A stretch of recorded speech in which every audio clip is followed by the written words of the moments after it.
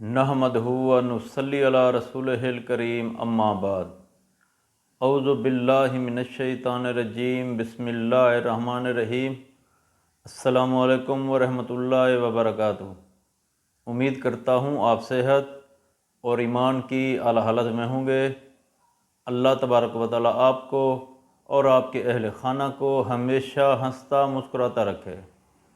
آج ہم بات کریں گے کہ خواب میں زردہ چاول دیکھنا، کھانا یا بنانا کیسا ہے۔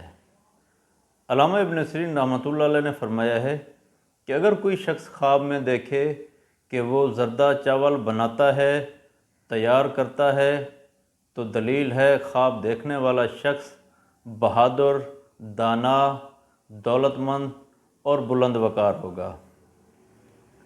اگر کوئی شخص خواب میں دیکھے کہ وہ خواب میں زردہ چاول کھاتا ہے، تو دلیل ہے خواب دیکھنے والا شخص خوشخبری سنے گا، شاندار کام کرے گا، آرام نصیب ہوگا۔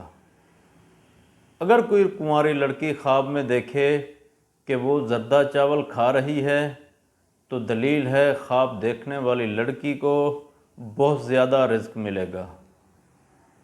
اگر کوئی شادی شدہ عورت خواب میں دیکھے کہ وہ خواب میں زردہ چاول کھا رہی ہے، تو اس خواب کی تعبیر یہ ہے کہ خواب دیکھنے والی عورت کو بہت سی نعمتیں حاصل ہوں گی، مراد ملیں گی، شاندار اور ممتاز مستقبل ہوگا۔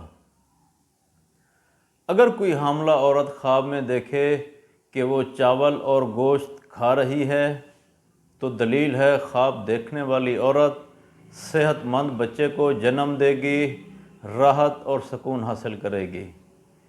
اللہ تبارک و تعالیٰ سے دعا ہے کہ اللہ تبارک و تعالیٰ ہمارے خوابوں کو ہمارے لیے باعث رحمت اور باعث برکت بنائے۔